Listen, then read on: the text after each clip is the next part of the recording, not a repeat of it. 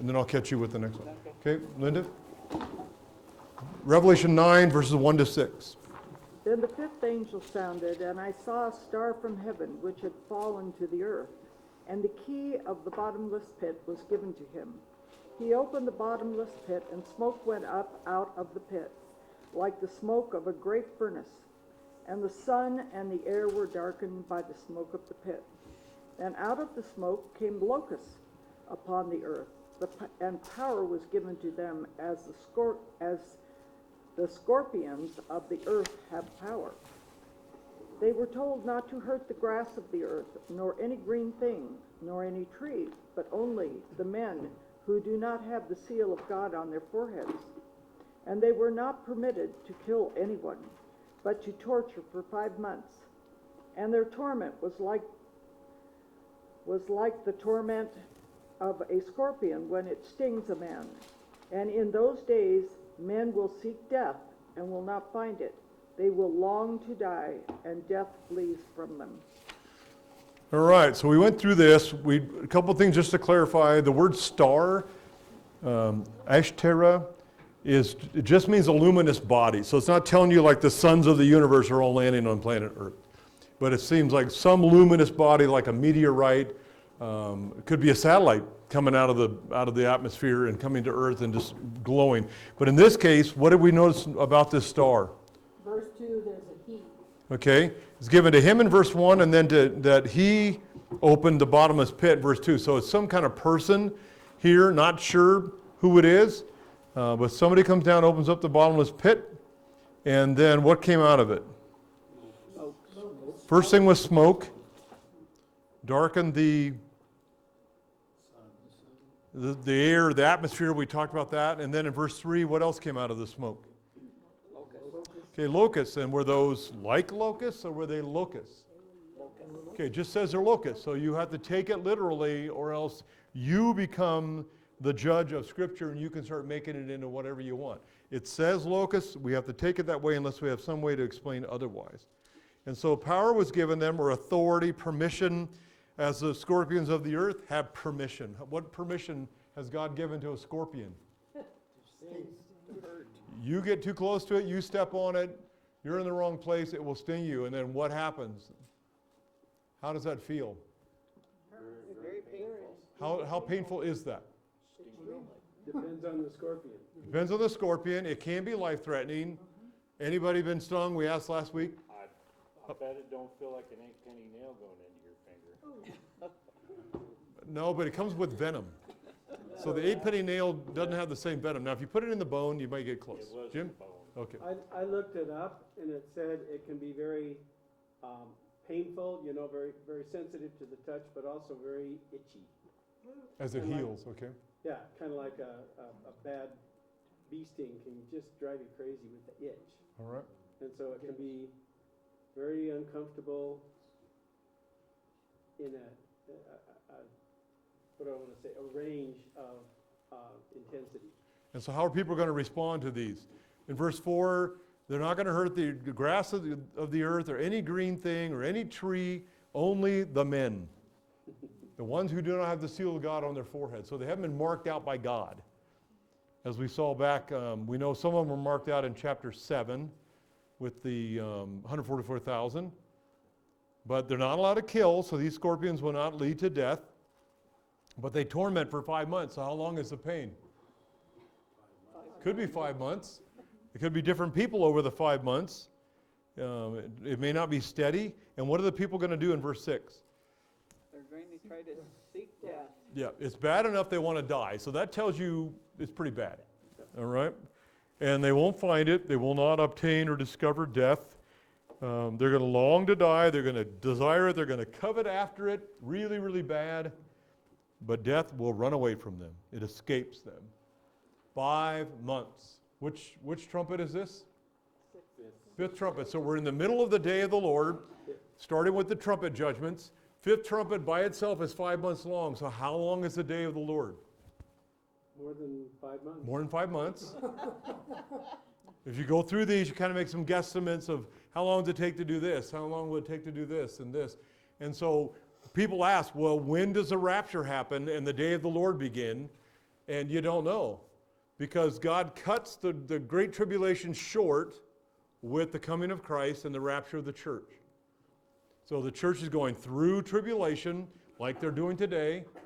People are tribulating. In the world you shall have tribulation. Where's that found? But be of good cheer, I have overcome the world. Christ himself speaking, John chapter 16, verse 33 is what he's focused on there. And so tribulation is not a weird thing. It's just going to be great tribulation, which means it's going to be worldwide and it's going to be more intense. It's going to be as bad as it gets. But God is going to cut it short. In Matthew 24:22, he's going to amputate, cut off the arm of tribulation with the coming of Christ. So the man-made, Satan-driven Great Tribulation, Antichrist-led Great Tribulation will be stopped because he's going to take all those people out that they're really after, the ones that they're trying to harm. But he's going to leave some who don't have the mark of the beast. There's still going to be people that can suffer and struggle. Some people will come to Christ after the rapture, we know, because they enter into the millennium, both Jews and Gentiles. So any questions in verses 1 to 6 in the preparation for this judgment? Paul. Yeah, I noticed that between Trump number 1 and Trump number, this is the fifth one, there had to be a lot of time because Trump 1 already burned up all the grass. Okay. So for it to get back green, Okay, the grass is growing back, so how long does that take? at least a season. Depends when the grass died, but it was green, but it's only green on one part of the earth.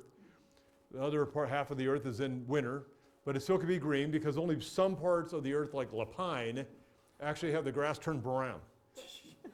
Even in California, it still stays green, even in the wintertime. So that'll add some time. So you go back and you start looking at these, you realize, people ask me, I go, you got 3.5 years. Great Tribulation begins right in the middle of the 70th week of Daniel. The 70th week of Daniel is not the tribulation, nor is it the Great Tribulation. It's 7 years that God is working in a special way with Israel. That's all you want to focus on when you talk about that. Don't let people tell you the Great Tribulation is 7 years long. Because we know in Matthew 24:15 to 21, the Great Tribulation begins right in the middle of the 70th week with the abomination of desolation spoken of by Daniel in Daniel 9. And then it goes on for a while and it's cut short. So if I tell people, okay, let's say you need a year and a half for God's wrath. Is that a long time? Yeah, it's a long time when stuff like this is happening. But let's say when a year and a half, then how long is the Great Tribulation? 5.5. 2 years. Remember, it starts in the middle of the 70th week. You only have 3.5 years left. Minus a year and a half, I got 2 years. If it's only a year of God's wrath, then you've got 2.5 years of this going on. Why is Jesus doing that? This is a revelation of Jesus Christ. Why is he causing people to suffer? To have more fun to know. Okay, it puts pressure on them.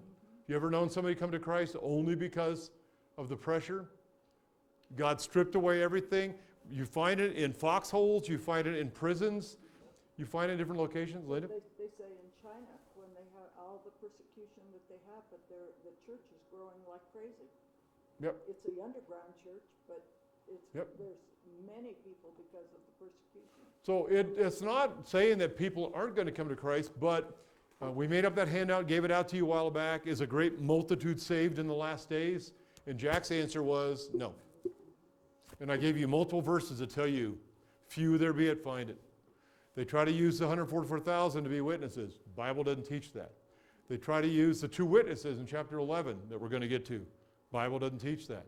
Nobody comes to Christ because of the 144,000 or the 2 witnesses in those passages.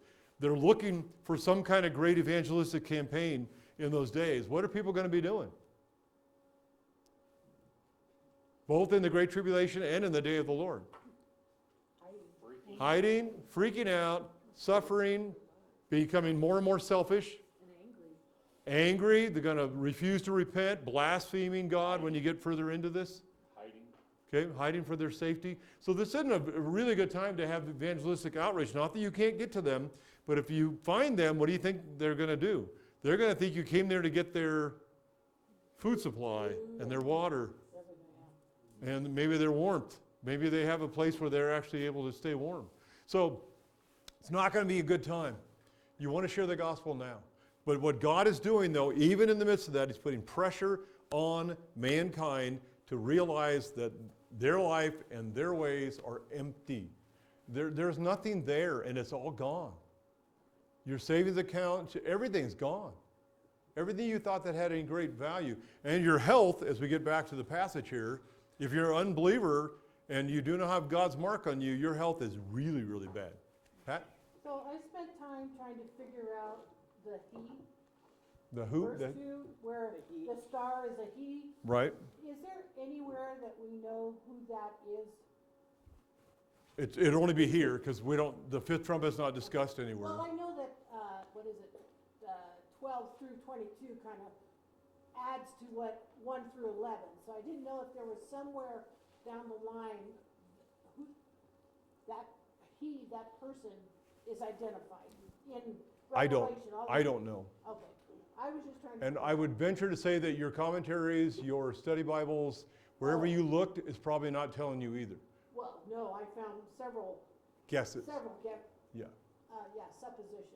But they'll tell you that, and they'll say, I have no evidence, but I think it is. And Right. so it doesn't matter at this point, which is why God isn't revealing. No. It has no bearing on what's going to happen there. You just know that the pit is opened up, and the person is coming down from heaven, which we handled that last week, saying out of the sky.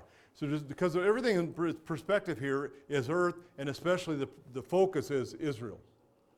A lot of what's going on is built around that. Pat? So in trying to figure this out, that this person is given the key to the pit. So No, they, what is it, how does it say it? yes, I'm sorry. The key's given to them and they open it up. So they're authorized to release what comes out of there. So can we at least say that this person is being empowered by God to do what he's doing? The word given means to be assigned, allowed, yielded, permitted. It was permitted to him, so yes, they've been given that Because permission. this is God's wrath. Yes, Rapture fifth trumpet. happened. So God is allowing this and what we're going to talk, today's study is all about. Yes. So. But God's again, behind it. The tendency is for people to think, well, this is all bad, so it must be a bad person that's opening up the pit. And it doesn't say if it's a person or an angel, it just says he does it. So he's either a good angel carrying out God's wishes here, or a bad angel that just is, but a bad angel that is still is permitted, not commanded.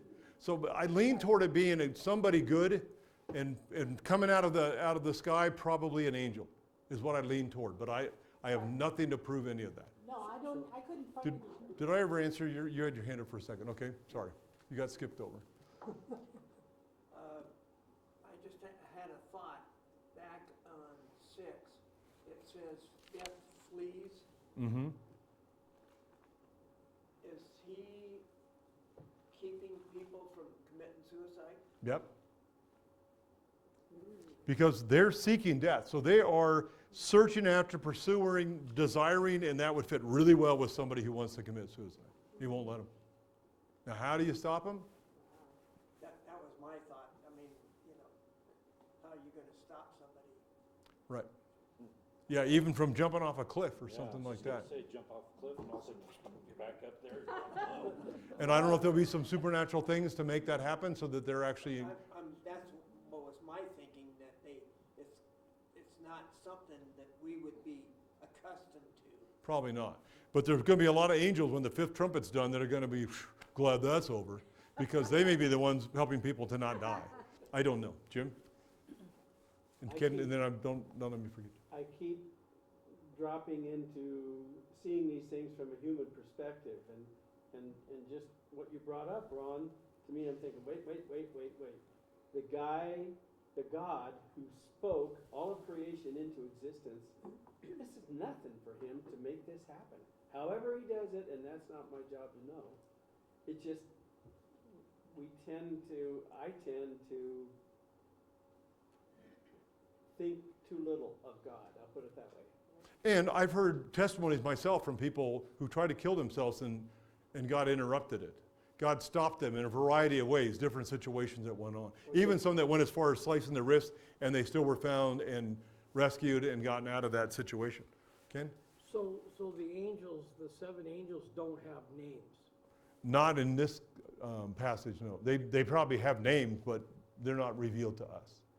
So, I mean, Because a lot of angels, I mean, Michael the archangel, Gabriel the archangel, right. are the only ones that we really know have names. They'll make up some once in a while in your study Bibles and stuff. But. And Satan, the fallen angel. And Satan. They give Satan the name Lucifer, but that really isn't his name, although everybody thinks it is. That word literally means shining one. It's more of a description than it is really a name when you go back and look at it in the Hebrew. But you call him Lucifer, we'll know who you're talking about. So, and then it messes up Disney shows like who was Lucifer, the cat on Cinderella? Yeah, so you want to be able to keep that nasty name around. But you brought up something there and I just let it slip. Oh well. Tough getting old, isn't it? Yeah, I know. So any other questions with just reviewing from last week? Whatever goes on here, we're going to see them described a little bit better. And now we're going into detail on the locusts. They're locusts. And it says it that way when it starts off in verse, where's the locust first mentioned? Well, 11, they're 3, mentioned or in no, 3. 3, excuse me, first mention. Yeah, verse 3. It just says locusts, no clarifications, no like locusts, appeared to be locusts, whatever like that. And then he does it again in verse 7, but this one Jan's going to read for us, 7 to 12. And we're on page 2 of our study, and then we'll start actually going through it. Study number 21. the appearance of the locusts was like horses prepared for battle, and on their heads appeared to be crowns like gold, and their faces were like the faces of men. They had hair like the hair of women, and their teeth were like the teeth of lions. They had breastplates like breastplates of iron, and the sound of their wings was like the sound of chariots of many horses rushing to battle. They have tails like scorpions and stings, and in their tails is the power to hurt men for 5 months. They have as king over them the angel of the abyss. His name is in Hebrew is Abaddon, and in the Greek he has the name Apollyon. The first woe is past. Behold, 2 woes are still coming after these things. Okay, so what's the key word in verse 7? Like Okay, well, you're going to get a whole bunch of likes, but what's the key word before that? Apparent. You're going to see locust. Appearance is a key word. Why is that? Why would I say that's a key word? I didn't even ask you on your sheets. I mentioned that last week. Anybody look it up? Saying it looks like something. Okay, it looks like something, resembles something. Their form, their shape, their figure of the locusts. He's calling them locusts. Then he gets into descriptive things because they aren't those descriptive things. They aren't horses. They don't have real crowns. They're not men. They're not women. They're not lions. They don't have breastplates made out of real iron. They're trying to explain to you that they're locusts, but here's how they appear. So all John has given you is he's looking at these creatures and he's trying to tell you about them. So don't get hung up on the locusts. Try to figure out what the locusts look like to John. We never did get a picture of locusts like we were Oh, talking no. about on Sunday night. And there's different kinds, and so I probably would, but yes, we could, if we found one that we could look it up, we'd go, ow, that's why they look that way. And there's different types, but I don't know. I looked around it when I did, and I couldn't find any. Regine? This has always, to me, been like a metaphor of what they saw was a helicopter. Right. Helicopters, the sound of the breastplates of the iron. Right. on them. And you could do that Tails, the stainless Yeah. tails, it always reminded me of helicopters. with the like, and as it were, you could do that, but what did he just tell you they are? locusts. Yeah, they're locusts. No matter what, they might look like helicopters, but they're not helicopters. I mean, what they foresaw, but they couldn't explain it. Right. A lot of people have taught, and I think even Late Great Planet Earth, Hal Lindsey did some of this. But what I'm trying to get you to do when we do study is you go in and figure out what is the language saying. That's why I'm stressing the word. It's an appearance like a helicopter, but they're locusts. That's what you want to lock onto. That's what you want to do in all of Scripture when you're studying it. Is just make sure you don't run down some back alley definition, explanation, whatever it may be, because it just seems really neat and everybody's doing it. You want to figure out, okay, John's saying these are locusts, but here's what they appear like. So they may not be totally normal locusts, but they're locusts, and they're, like I said, they're not horses, they don't have real crowns. He's giving you pictures of what they look like. So Sunday night we talked about this. I thought you had a picture there. There is a locust that has a head covering that looks like a crown. It's actually gold, goldish colored. And so there's one of the many locusts. I don't know if they're in the Middle East. I don't know if these are the ones that John would have seen, but I don't know if God brought locusts from somewhere else to bring into this. He's not saying they're original to the Middle East, so they could have been anything. But there is a locust, and some of you could go online, maybe you could find one to point out to people. Well, Dennis? we know these locusts are specially God-made for this purpose. God, yeah, prepared, yep. Yep. And they're carrying out his judgment. Right. Yeah. And they're not normal, okay? I'm not trying to say they're normal, that this is what locusts are like, but they're very different. And we talked last week, how big are they? Don't know. And we talked, was that Sunday night we were talking about that? So if they're really big, they're easier to shoot with your shotgun. If they're really little, and there's lots of them, you're in trouble, which is what a normal locust would be. So I would lean toward it being, okay, so that is a locust of what kind? It's a giant locust. Well, how big is a giant locust? I don't have the info right there. Oh, okay, just gave you a picture. Oh, look. See, that one doesn't have a crown, doesn't have flowing hair. Look right in the eyes, while he's sitting. All the other ones were mostly brown. This was gold. But see, again, what you want to do, you go back and you look at John. Do you think John was familiar with locusts? He ate them. Yeah. Well, no, John the Baptist ate them. I'm not saying John didn't, but John the Baptist lived off them and honey. Yeah. So it was something common to them. It wasn't like John's going, well, I've never seen one of those before. Let me try to describe it to you. He's going, no, this is a locust, but they're not the normal locust. And so as you go through here, this one, insect species of the order Orthoptera, I'm going to say it in Greek, but it's not, and of the family Acrididae. In the Middle East, locusts periodically multiply to astronomical numbers. You got what? No, I have a picture. Someone's drawn what this is describing. Well, see, there you get in trouble. But that's, I'm not, yeah. Because they didn't see the locust. They're guessing what they think it looked like. So, Yeah. and is it really still look like a locust or? Well, I'm trying to find locusts okay. with crowns. So. Yep, David. Is their appearance part of their torment? No. It tells you how they hurt, and we're going to cover that. It's not how they look. I mean, they may be scary. I'm not saying that because you know what's coming. But I can give you something that's even scarier right now is Elon Musk, and we shared some of this.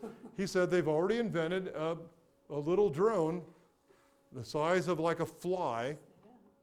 And I think that was the thing he described. But let's just say it's small. They said that they are weaponized. They're able to come up to a window and bore a hole through the glass and come right in the building. They have weapons on them, and he went on and on describing this thing, and I'm going, people are in trouble. And so you lean toward, you want to say, well, that's what this is. That's not what John's saying. He calls them locusts. He didn't say some strange creation or some new thing that I've never seen before. He calls them what he knows what he saw, what locusts. And they don't always swarm. They're around, like we have grasshoppers around, especially if you have gardens or something like that. But they're not swarming, and that makes a big difference. Bev? Oh, I didn't know. I said what he's familiar with. Oh, yeah, what he's familiar with. And the reason I asked you to repeat it is because some of the people that watch at home said once in a while they can't hear somebody. So I just want to make sure that I'm not over-talking you or it's too soft. So if you're going to comment, you look at that thing and you go, light on, give it to them. So Bernie's happy. That's the one we always pick on. Also have to speak one at a time. Check. Yeah. Check. One at a time. All right, let's go through and see if we can answer some of the questions here. So what will the appearance of the locust be like? Generally, they're like what? Horses prepared for Okay, battle. horses prepared for battle. So when you look at that word prepared in the concordance, in the Greek section, for all of us who still make that mistake, in number 2091, what does prepared mean? 2091 or 2090, sorry. Made ready. Made ready. get ready. Having been made ready. Okay, having them made ready. It's a perfect tense as passive. So they didn't do anything to themselves. They have been prepared for battle. Like horses prepared for battle. What do you do to a horse to get it ready for battle? Put on its armor. Okay, if it's wearing armor, Yeah. if it has some kind of coat of mail around the sides of it, maybe on the chest, you may cover its legs in a special way. Lots of training. Okay, you got to train them. If they're around guns, it's one kind of training. If they were back in the day when people were throwing things at them, they have to be prepared for that. What else do you do to them? You have to train them with the weight on them, so they don't. You can't just all of a sudden throw some bunch of armor on a horse that isn't used to carrying it and expect it to last very long in a battle. But they're locusts, like horses prepared for battle. So he goes on to describe something like of that. And prepared for battle means what? How did you write down? Because I just asked you, but now I want to hear your answer on that line. Because somebody will come back and say, you didn't tell me what you wrote on that line. I put here, equipped for war. Outfitted to fight/attack. Okay, ready for the fight. I put armor. Okay, armored up. Okay, this is a general picture. So you're looking at a locust that looks like it has some kind of armor on it. That's interesting. Pat's, just from the front there, we didn't see a whole lot of armor. That was a locust in training, out of armor, and getting ready to learn. So what about their heads? On their heads, as it were, Crowns like gold. crowns like gold. And what crown is this? 4735? It's a Stephanos. It's a wreath. What kind of wreath would a Stephanos typically be? Okay, some kind of garland, but it meant that they had been victorious. You have a royal crown, a diadem in the Greek, and you have a Stephanos. Royal, obviously, is for somebody of royalty, that they're wearing their crown. Totally different, maybe jewels and made out of gold. These would have been typically wrapped around them, kind of like a handkerchief that's been put around your head. Some of them got multiple leaves or multiple crowns, and they would literally wrap them so you'd see layers, like kind of like private, corporal, sergeant. And you would have showed you all the different crowns that they had achieved, but they could literally wrap them, or they could just be out of garland. And so you'd see different types of crowns. But why would they have crowns like gold? What's he trying to say there? I put in that they were probably some type of a head protection Okay. for the horse. So there's something wrapped around their head, and it looks like gold. That's all John's saying. That's what it appeared to him to be. Right. What they're for, don't know. It doesn't tell me they do any harm with those things, but they're there. How about their faces? We're like the faces of men. What's a face of a man like? Did you look at that picture? What did that face look like? Sad face only a mother could love. Kind of buggy. Kind of buggy, Yeah. but it had two eyes, Nose and mouth. Nose. appearance of a nose, a mouth. That's it. What's a face like a man? Like a human being? You could say a monkey has a face like a human, Jim. I did find a 1937 picture of a big grasshopper found in Africa. Looks like it's over 3 feet long. Whoa. Whoa. What? It looks like it's over 3 feet long. Is there somebody standing by it? He's holding it up. Is it, oh, It goes from his waist past his knees. Well, he's holding his hand like this, about 10 or 12 inches above the waist. okay, so at least 2 feet long, 2.5. I'd say it looks like over 3 to me. But That's a meal. That guy was going home. They were going to cook that critter up, there we go. I want to make it bigger. put a little honey on it. There we Crispy, go. A little honey on the not too well done. He's still looking, I'm trying to give I'm him time. working on it here. Okay, Fry it up, peanut oil. Take a few. so you are recognizing that it could be pretty big and be what people have on Earth. Wow. You need your shotgun. What's he have right next to him? A shotgun. All right, How do you think you got it? we're good. And No, that's a rifle. That's a shotgun. it doesn't look like he killed it with that, though. Did it blow a hole in it? It's a rifle. It's a rifle. It's a rifle. Yeah, that big, you needed the That would torture you for 5 months at least. But I wonder if they ate them back then. Okay, Leo, let me stop everybody. Leo. Yeah, yeah, well, and all the other stuff that's going on here, teeth like lions, that would be a little on the scary side. But these are going to be real. And what was their hair like? Hair of a woman. What is that? Well, first of all, I noticed it says it is hair. Then it says No, it's- like a woman. Okay, so what is he seeing? What's it look like? That one did not have hair. No.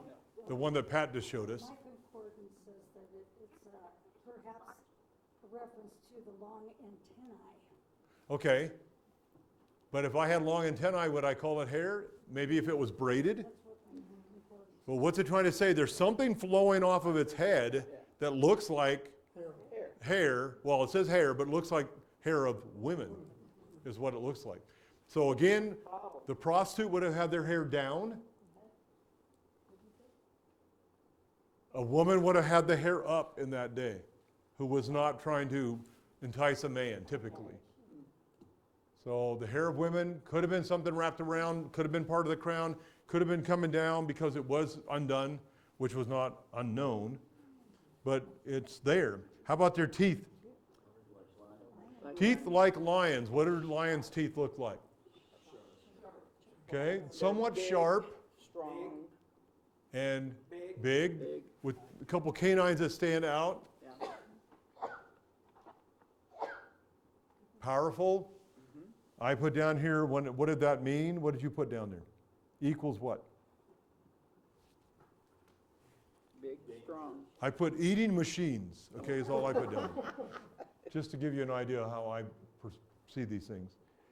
That's what their teeth are for, is for eating, because that's what a locust did. How about their armor?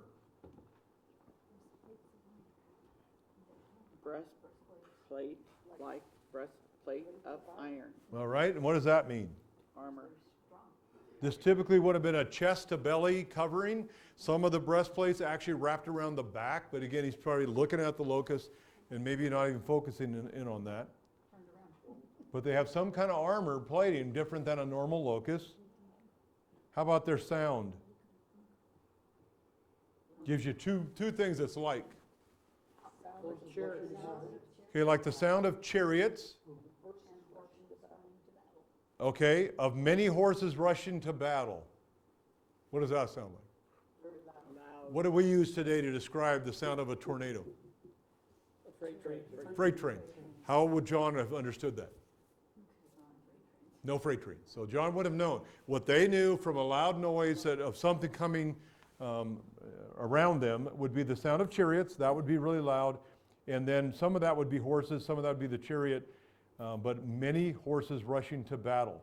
What is that? What's he trying to tell you? Okay, loud. Okay, big crowd. I put down here deafening. It definitely got your attention. And then what were their tails like? Now we're getting to the good part. They're like scorpions And stings. and stings. Does a grasshopper or a locust have a stinger?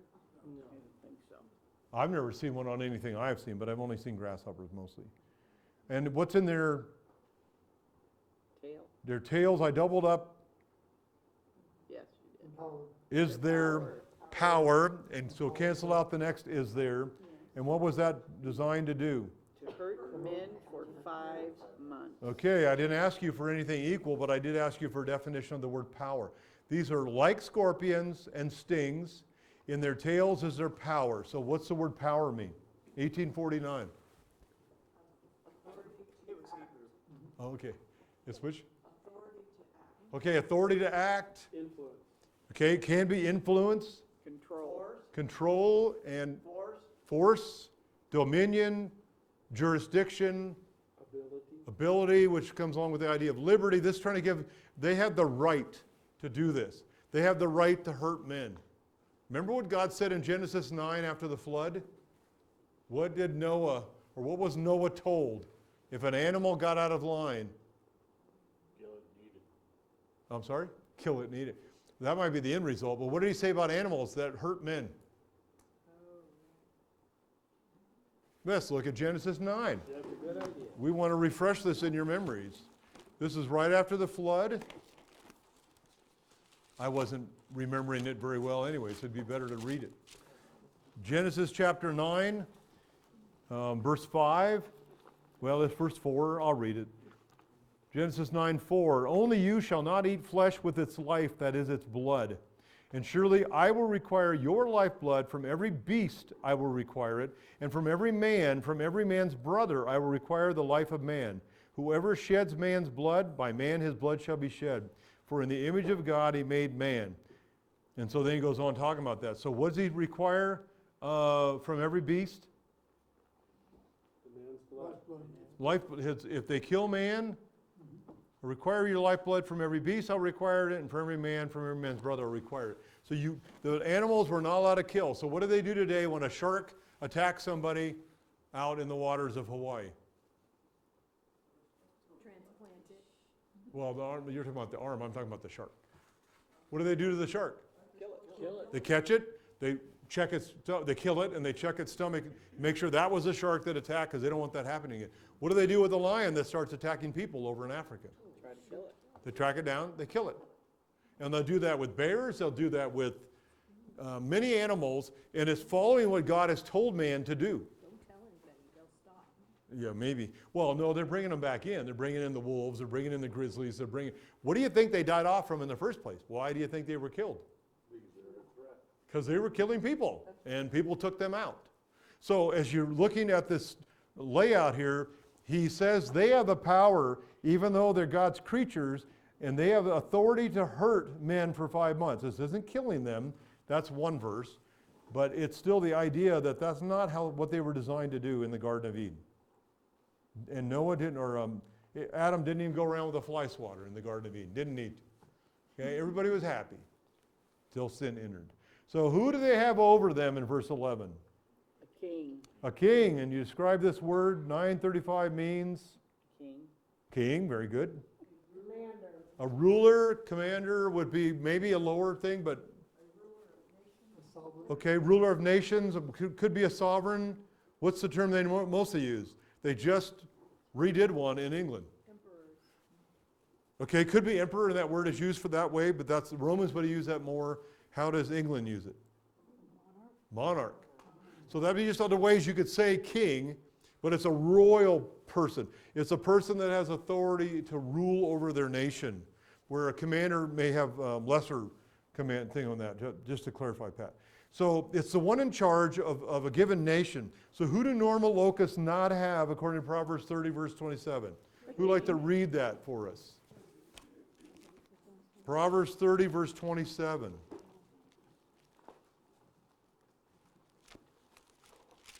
Make sure you're in front of a live mic. The locusts have no king, yet all of them go out in ranks. Okay, so we got another distinction here. Something else that isn't normal. They don't have a king. So why does this group of locusts have a king?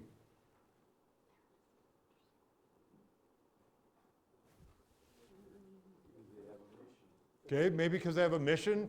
They're not just randomly eating whatever green stuff they can find. They're actually going after people. So if these locusts are going to attack people every single day, the same people every single day for 5 months, and they can't die, what is that like? You want to get stung by a yellow jacket? No. If I caught one, I said, stick your hand in my jar here, and I got a little thing that'll just wrap over it, and you can't get it out, and then try to play with the yellow jacket. And then tomorrow we're going to do the same thing, and then the next day we're going to do the same thing. Would you enjoy that? No. No, you would not pursue that. Okay, one at a time. Dennis? I said I'd squish it the first time. Okay. Jim? I never thought of it that way, that they're gonna be doing this repeatedly. I thought they sting you once and it's 5 months. No, it said, It doesn't say once, it doesn't say repeatedly. Right, It does say they're going to, torment for 5 months. yeah, torment for 5 minutes. however that works. If one sting a week is enough, then that might be what they do. I think I'd be close. But they're going to be in torment. Okay, one more, I'd have my own armor on. against this? No. You won't be able to stop this because this comes from God. No matter how you try to stop it, that's why I think they're going to be small. And the idea is, yes, you might try to hide out in the house or do something, but at the same time, you will not escape this. They will hurt you, and they're going to get to you somehow. Paul? I was gonna say that the friend of mine that got stung by a scorpion down in Mexico, he just got up, put his feet down in the morning and got stung. It bothered him for up to almost a week, is it? So that's why I think this. Okay, so- You're gonna get this more Right. than just one sting. So we don't know how many of them there are, even though the next one, when we get to study number 22, he gives you a big number. Here, no number. Just tells you that it's going to hurt people, and specifically,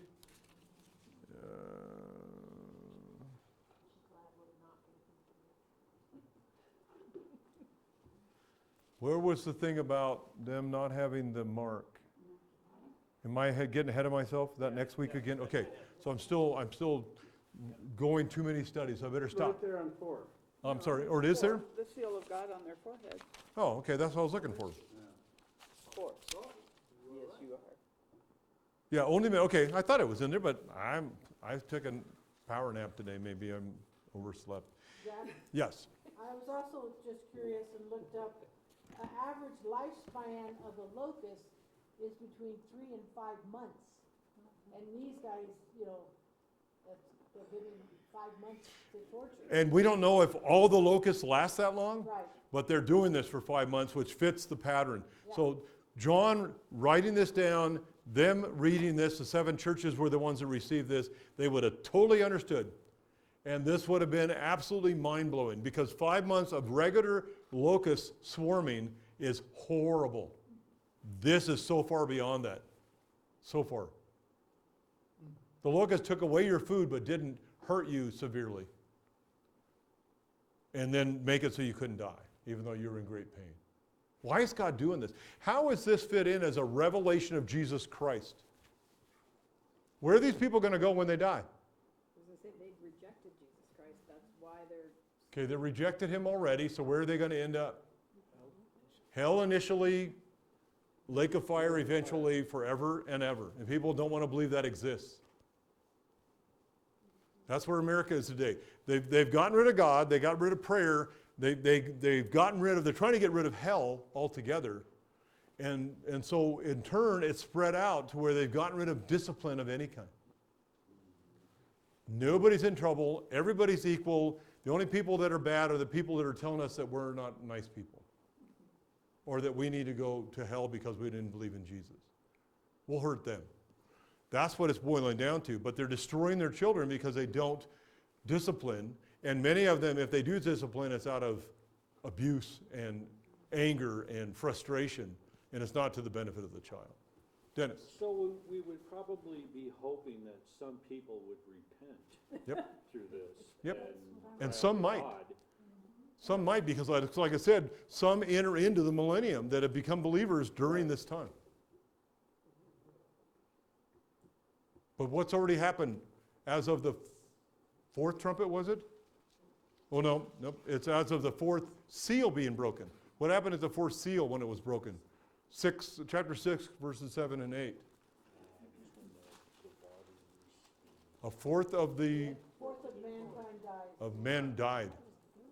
So if you have 7 billion, this just rounded off today, you've already had, during the Great Tribulation time, a fourth of the world has died. 1 3/4 billion people have died already. So now next week when you do the study and you're looking at it, it'll be tricky because you'll want to say, okay, there's 7 billion, 1/3 are going to die. Well, 1/3 has already died, so what's left? Another third, so it's another 1 3/4 billion that are going to die when you get to the 6th trumpet.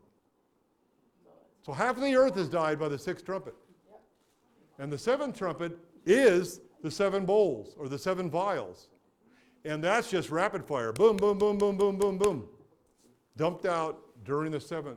And people look at this and go, God is horrible, or this is all symbolic, and we could water it down. There's no hell, even though Christ spoke more about hell than he did about heaven. And he warned people, and he warned them, and he warned them. And yet people don't want to believe. Well, even if there is a hell, it's temporary. You can work your way out of it. We'll call it purgatory, and others can get you out of it, or you'll pay your debt, and then you're out of it. How much is your debt? Too much. It's unpayable by you. Well, how are you supposed to pay it? The wages of sin is death. And what can you do to earn wages that will counteract that? Only Christ can counteract that. And God provided that. He let his own son come to earth and die. He's the one that this book is about. He's the one that's wishing for these people to repent. No, he's not longing for them to to perish. This isn't why he's doing this. But they're going to end up in hell and in the lake of fire. This is not as bad as they're going to have. So he's taken them to the extreme physically before they're taken to the extreme soulishly, to put it that way, spiritually. Does that kind of make sense? Okay, so who is this king in verse 11? Specifically said to be the angel of the abyss. So we know it is an angel. Okay, so we've gone to the angelic realm. Is this king of these locusts, which normally don't have a king? And as you go in there looking at it, who will this person be? So what are our two options? If it's an angel, it has to be Star from heaven? either what? Is it the star from heaven? The one that came down? That's the one that opened the pit. Okay. And again, you could be onto something there. I don't know. If it was Satan, who was the luminous body that was coming down as when he's finally cast out of heaven, I don't know. So I can't say that isn't the case, but we're talking about an angel, so it's either going to be Satan himself, who's the angel of the abyss here, Okay. or it's going to be some other fallen angel who is going to lead in this, because this angel has to do with the abyss. So we lean toward, again, don't know for sure. So I said probably here. Some kind of high-ranking angel, and probably not Satan is where I'm going to come from, but I'm not saying it can't be. I'm just saying I lean toward it not being. Not a godly angel anyhow. No, probably not. But it doesn't tell you the king is a bad person, except he uses two names. This is what makes me think they're bad. What are the two names? Yes, first in Hebrew it's Abaddon. In Greek, Apollyon. Those two names, Abaddon means... Angel of the abyss. Okay, could be that, but the word literally means what? Could be destroyer or destruction, a place of destruction, a place of ruin is kind of what Abaddon can mean, which can still be a name of somebody. And then, have you known anybody that's named their kid Abaddon? No. Okay, probably not highly recommended. Could be in the baby book, I'd have to check. How about Apollyon in the Greek? It's a similar name. It means a destroyer, an angel of ruin. So we're saying bad angel, Because his name is destroyer. right? Is there another term that we could say for bad? Demon, angel? fallen angel. Fallen demon, would you, That's a biblical name that's used. okay? But I'm not saying that it can't be Satan. I'm just saying I don't think it is at this point, because he doesn't lock himself into these small little features. He went after Job, so that would give you an idea. But I think he's still running things from a major site where this king is leading these in tormenting people, trying to get them to repent. So I don't think it's the devil. But that's just me. I don't have enough information here to tell me what kind of angel it is. You said, when it says, who will that person be? Probably not Satan and probably not something else. I said probably a high-ranking angel from my perspective. And again, I'm guessing, and I want to make sure you understand that. Don't write it down as if I'm stating a fact. Linda? Does the pit have any other name? Would it be, when it opened and smoke came out, like? The Greek word is abusu, which is where we get abyss from that. U becomes a Y.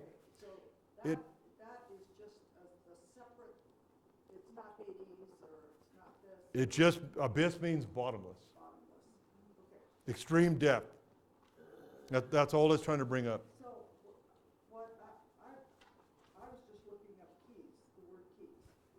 And back in Revelation 1, and it's Jesus speaking, and it says, "Do not be afraid, I am the first and the last, the living one, and I was dead, and behold, I am alive forevermore, and I have the keys of death and of Hades." Yeah, so Hades is a different word. That is a totally different Yeah. word. This abyss, Abyss and pit and all that. in chapter 20, verse 1, Satan is thrown into the abyss. I'm just seeing if you guys remembered that. And then 1,000 years later, he's let out. So what is Hades?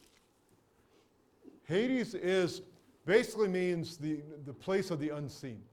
It is Luke 16, when the rich man and Lazarus, they went down, and we had a long discussion about this. But the rich man is in Hades, in torment, asking for someone to touch his finger with, and go tell his brothers. So is that So he- the only place Hades is used elsewhere? No, it's used a lot. Is it? See, the term hell is used in the King James for 3 different Greek words. Tartarus is the place of the angels that have left their first domain, and they're waiting in Tartarus. That word is not used very often, but some translations will actually call that hell. But it's a special place where those angels, I think, who have possessed human beings, and they get cast into Tartarus. That's how I would conclude. Then you've got Hades, and you've got Gehenna? Gehenna would be the other Greek one. Then you got Sheol in the Old Testament, which is the one mostly used in the Old Testament. But those are 2 different. Gehenna is more of the place of the fire. Hades is kind of they're hard words to nail down, but it's just a place of the unseen. So the person dies and they go somewhere, you can't see it. It's kind of so the name came up as just Hades. It gets very confusing with all those terms. Yeah, we'll use that term, but that's not true. No, And what is it? I said it gets confusing because of all the different terms, what you're looking at. Right, but if, And then he talks about, Jesus says, I have the keys to Hades and whatever.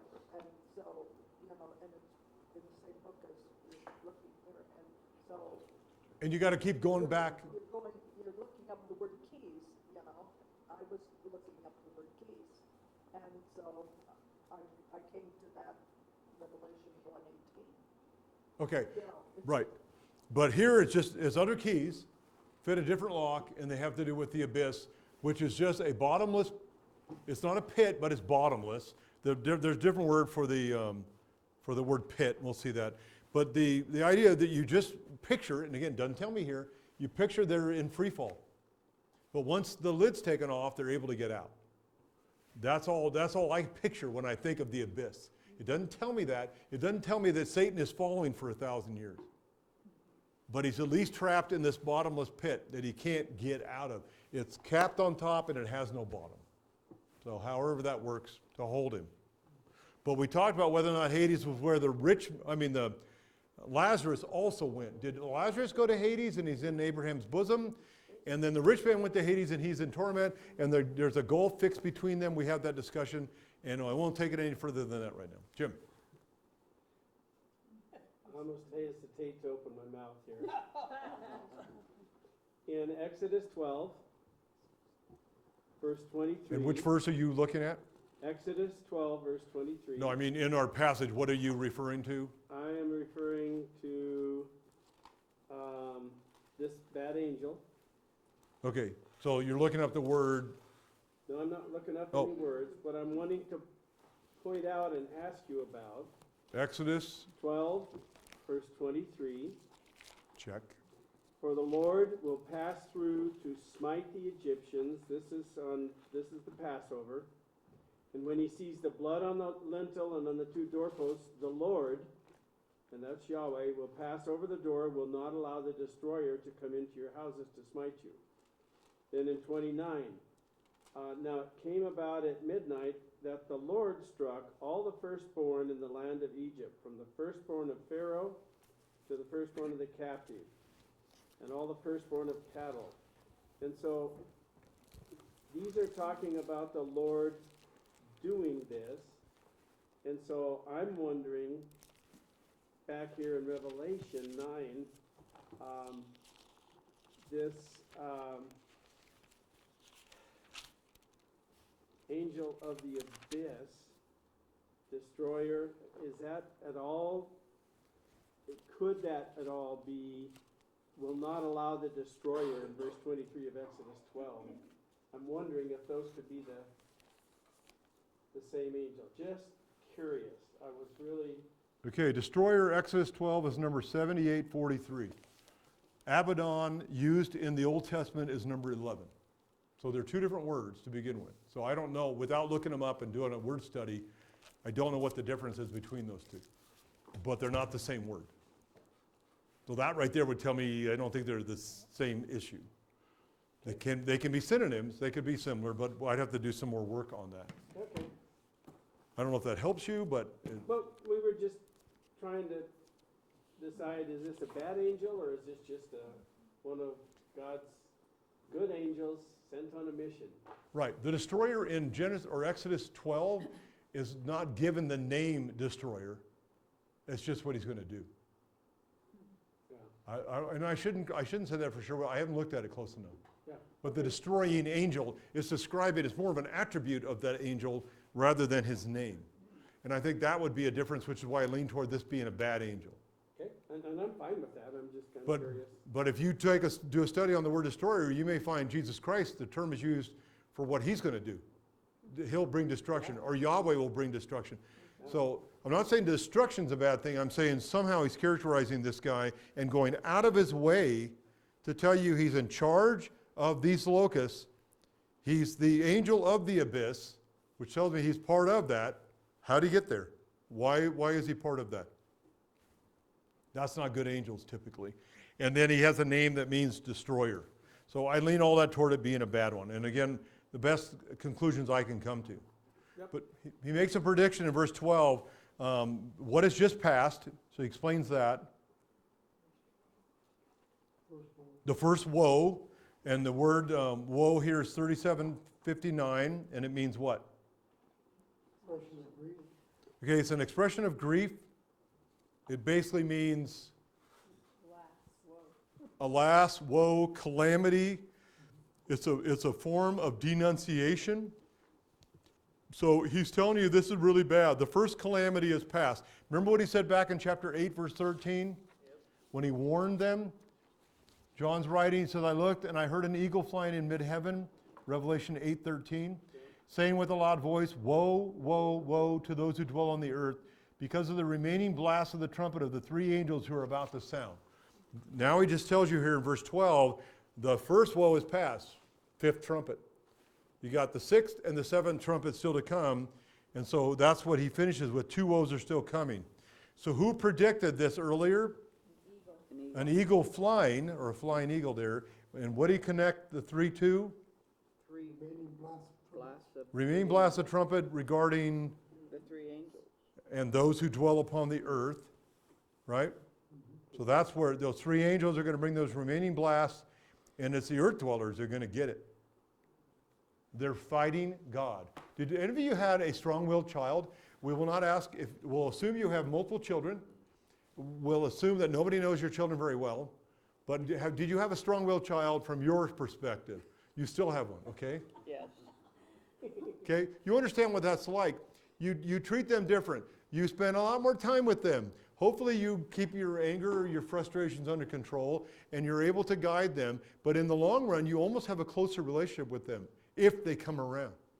And then you tell stories and they tell stories. Remember when and they'll tell you things they did and how you reacted, lost your mind, went to the asylum for a couple of weeks, whatever you had to do, went on antidepressants or something. But you kind of get this impression here, you understand what it's like. This is what God's doing. His earth-dwelling children, created children, I shouldn't even call them children, but creation, God's creation, created beings, put it that way, are in rebellion and rebellion and rebellion.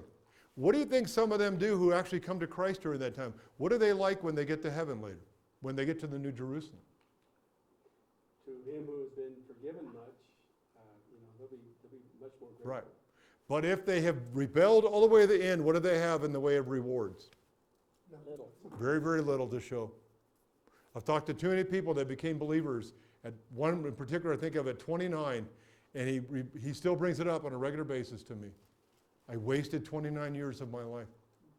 What I could have been doing and what I could have learned during that time. So you don't want to become a believer on your deathbed, but you can. But it doesn't mean that you're going to excel, but you will have a testimony to share that will be unique. Regina? Speaking of children, it doesn't indicate that anybody that's left here going through the tribulation is a child. This is the day of the Lord. This is God's wrath. Okay, God's wrath. I mean, There will be all will ages. there be children too, little children? Mankind, Wow. Okay. Now again, you go back and you have to realize, what does God do with a child who dies before being born with a miscarriage? What does he do with a child that dies at the age of 1 when they know nothing? That's God's department. He has paid their sin debt already because Christ died for the sins of all men. So the question is, what does God do? How does he apply that or not apply that to them? Don't know. So we're not talking about them. That's why the Catholic Church came up with the whole thing about the age of accountability. And they set it at 8, the last I knew. I think today it's, Infants. okay. But, Baptizing infants, they made that up too because they were worried about the kids. oh, they're baptizing infants trying to make sure they go to heaven. But they're also, they try to head them off. But they had an age of accountability that they described when children really understood. Well, some of you became believers at 7, 6, 5. That's an arbitrary number that they have set up. Some of you much later, but there is no age thing on it. It's an individual decision based on your exposure to the gospel and your response. What you're gonna do with it? Soft heart or hard heart. So God will take care of the children that are unable to take care of themselves. But today, if you were to go over in the Middle East and examine a bunch of Muslim children, you would find out at a very young age, they will pick up a gun and shoot a Jew if they get a chance. So just like the Canaanites, that God told them to go in and wipe them out, it was the same thing. They had been so indoctrinated into it, you were not going to get them out. They were killed off. But who gets saved? That's in God's hands. We don't even know for sure at the death of individuals, unless we know them really, really well. And then we can lean one way or the other. So just close this off because we're almost done with our time. What were they to take notice of that was still coming? 2 woes. And when would this be? After these things. So we know the trumpets are chronological. That's why he uses first, second, third, fourth, just like we understand the days of creation. First, second, third, fourth. They're not long eons of time. They're not variable periods of time. You have evening and you have morning in creation. You have a 24-hour cycle of the sun. God was done in 6 literal days with creation. And the same thing with this. They'll be decided by God how long they take, how long they last. Next week's is nasty. I didn't write this. I don't enjoy this.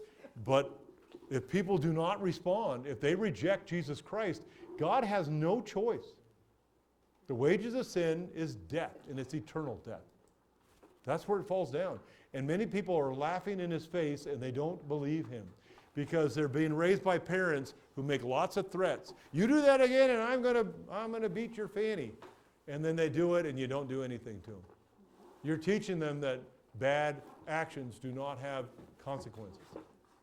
And America is training up a whole generation to live like that. Scary.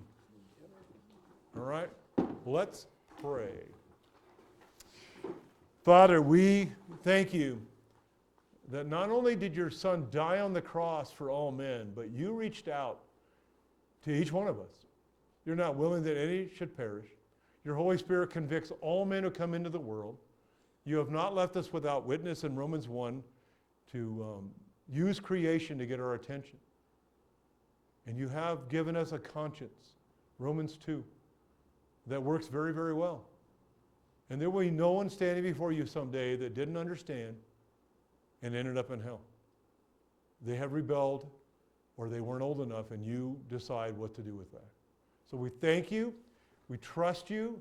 We appreciate our salvation. We ask you to help us not waste it, to not waste our time, but to make every effort to bring you glory through the proclamation of the gospel to reach unbelievers and through the growth in our lives to become like your Son. We thank you that he will be the judge. He will ultimately be the one carrying this out because it's right, it's just, it is required. But right now his heart breaks over people that are turning away. So may we see that.